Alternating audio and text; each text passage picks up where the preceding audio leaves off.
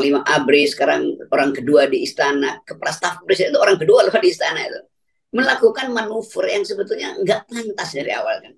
Jadi rasa keadilan publik itu akhirnya mempengaruhi cara berpikir hakim-hakim ini. Bahwa upaya PK atau peninjauan kembali KSP Muldoko telah ditolak oleh Mahkamah Agung. Tentu kami semua sangat senang.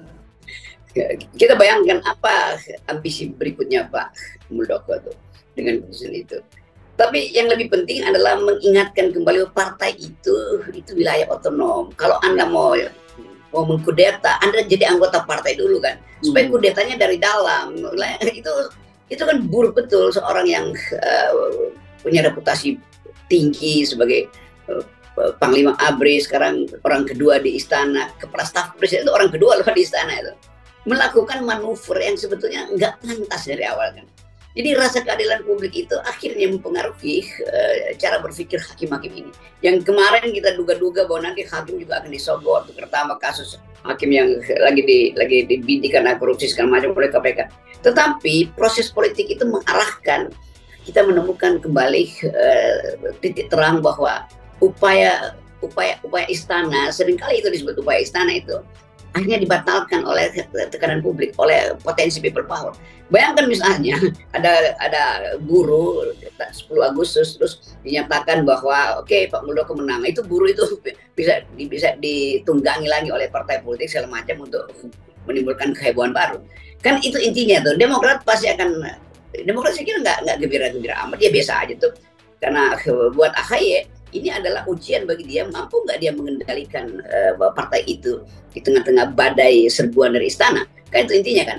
Nah yang lebih penting sinyal ini juga buat Pak Jokowi. Kan tidak mungkin Pak Jokowi tidak mengerti bahwa kepala stafnya itu berupaya untuk menganeksasi atau menghostile, merampok partai Demokrat kan. Dan nggak ada satupun keterangan Pak Jokowi untuk memberi sinyal bahwa itu sebenarnya tidak etis. Karena itu Pak Muldoko nekat untuk maju sampai PK.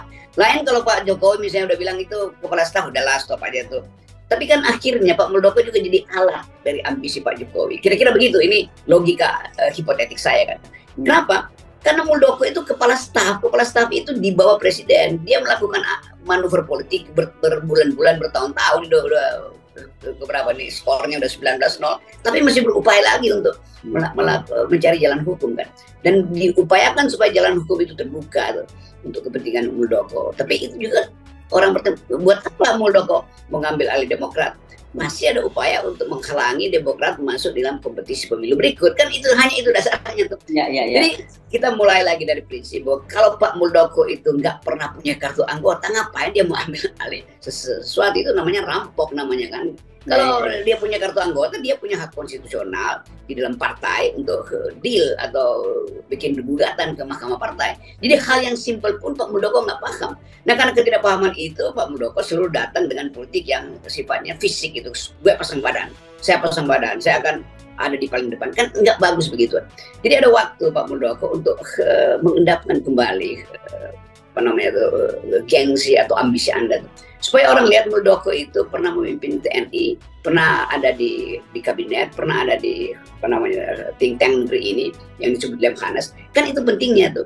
Kan sebentar lagi Pak Muldoko jadi orang biasa, dan orang akan ingat Pak Muldoko ternyata punya ambisi juga. Nah sebetulnya ambisi itu adalah imbas dari ambisi Pak Jokowi. Itu sebetulnya dari kalangan akademis. Tapi kalau dari kalangan rakyat kita akan lihat Pak Muldoko sebagai orang yang rakus kekuasaan. Jadi ini kritik saya pada Pak Muldoko, bukan kritik secara pribadi, tapi kritik untuk memulihkan kembali seseorang yang selama ini terlibat dalam kekuasaan, tapi kemudian muncul ambisi-ambisi yang aneh.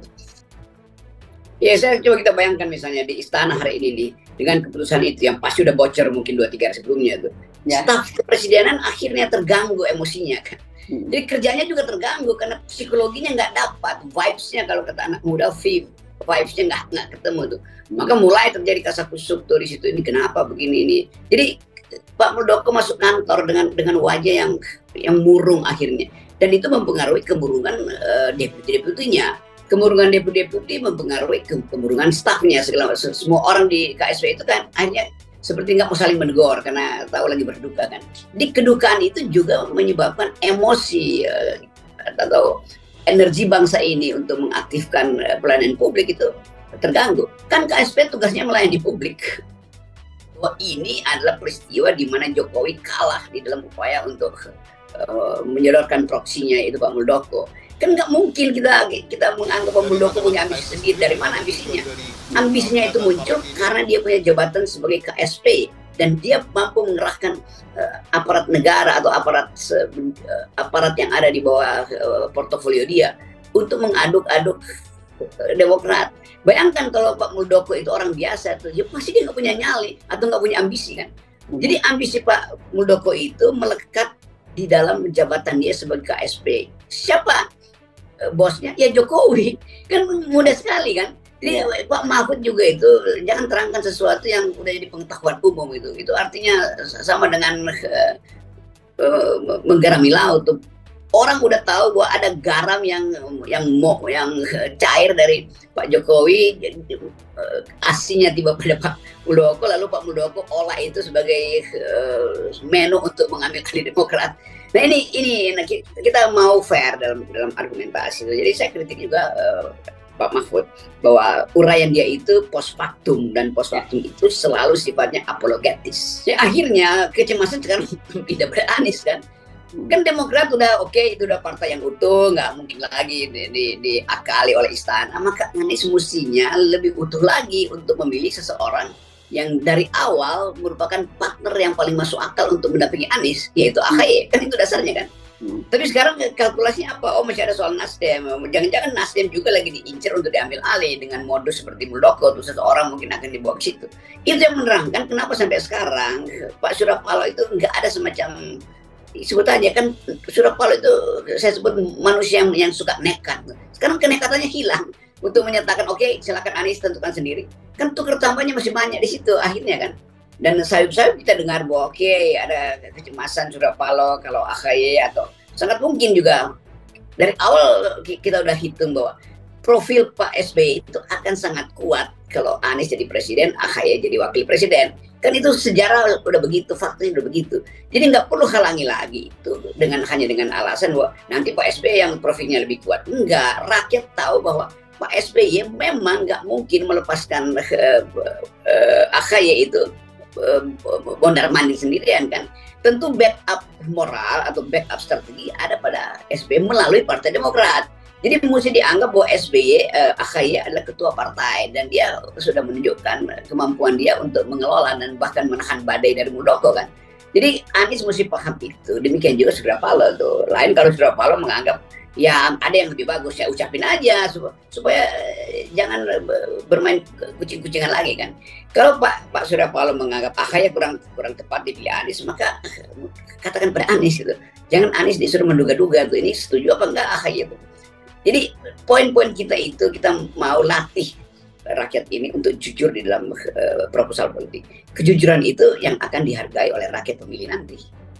Ya gampangnya problem antara Surya Paloh dan SBY lah kalau mau. Ya. Jadi kombinasi Surya Paloh, SBY dan Jokowi karena tetap ada pertemuan-pertemuan yang ya mungkin itu semacam courtesy meeting atau courtesy call antara Surya Paloh dan Pak Jokowi yang Pak Jokowi pasti akan terus memantau siapa yang potensial mendampingi Anies. Kan itu sudah terucap kan siapa sebetulnya. Jadi sebetulnya secara tidak sadar Pak Jokowi menganggap ya udah kalau akhirnya dia nggak bisa tentukan atau tidak bisa mengatur koalisi perubahan ini, ya udah biarkan aja itu diputuskan internal kan. Jadi Jokowi juga pasti akan menyerah gitu.